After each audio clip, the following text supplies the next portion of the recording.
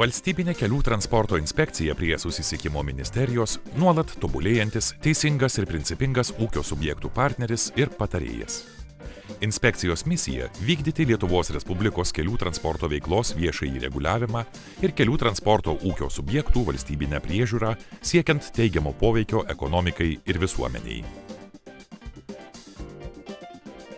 Siekdama mažinti naštą verslui bei užtikrinti, kad būtų tinkamai laikomasi teisės aktų reikalavimų, inspekcija, teikdama administracinės paslaugas bei vykdydama ūkio subjektų veiklos priežiūrą, vadovaujasi vienodo konsultavimo ir metodinės pagalbos teikimo nuostatomis.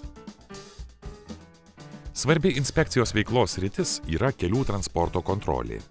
Inspekcijos pareigūnai kontroliuoja keleivių ir krovinių vežėjų, techninės apžiūros įmonių, vairavimo mokyklų ir kitų mokymo įstaigų veiklą, analizuoja nustatytus pažeidimus ir imasi pažeidimų prevencijos priemonių. Įmonėse, keliuose, pasienio kontrolės punktuose tikrinama, kaip vairuotojai laikosi vairavimo ir poilsio režimo, kontroliuojamos pavojingosius krovinius vežančios, taip pat didžiagabaritės ir sunkiasvorės transporto priemonės. Siekiant kokybiškai ir operatyviai vykdyti pavestas funkcijas, naudojamasi naujausiomis ir moderniausiomis technologijomis. Visas inspekcijos teikiamas paslaugas galima užsisakyti internetu. Inspekcija licencijuoja su kelių transportu susijusių ūkio subjektų veiklą, išduoda kitus veiklai vykdyti reikalingus dokumentus – leidimus, kelionės lapus, sertifikatus, pažymėjimus, tachografo korteles ir kitus. Inspekcija taip pat organizuoja keleivių vežimus tolimojo reguliaraus susisiekimo autobusų maršrutais, kompensuoja vežėjų šiais maršrutais dėl transporto lengvatų negautas pajamas. Inspekcija sprendžia transporto priemonių gamybos, perdirbimo, techninės apžiūros ir techninės ekspertizės klausimus, nustato techninius reikalavimus motorinėms transporto priemonėms ir jų sudėtinėms dalims, suteikia joms Europos bendrijos tipo patvirtinimą, tuo sudarydama sąlygas Lietuvos transporto priemonių ir jų sudėtinių dalių gamintojams be kliūčių realizuoti savo produkciją Europos bendrijos rinkose ir vienodomis sąlygomis konkuruoti su kitų šalių gamintojais.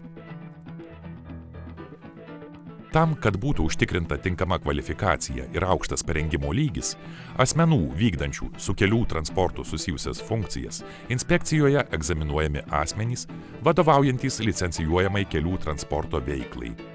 Kelių transporto vairuotojai, vežantys pavojinguosius krovinius, pavojingųjų krovinių vežimo automobilių transportų saugos specialistai, mokytojai mokantys asmenys susijusius su pavojingųjų krovinių vežimu, techninės apžiūros kontrolieriai. Egzaminus išlaikiusiems asmenims išduodami atitinkami pažymėjimai. Asmenims baigusiems specialius kursus išduodami liudijimai, suteikiantys teisę dirbti vairavimo mokyklose mokytojais ar instruktoriais.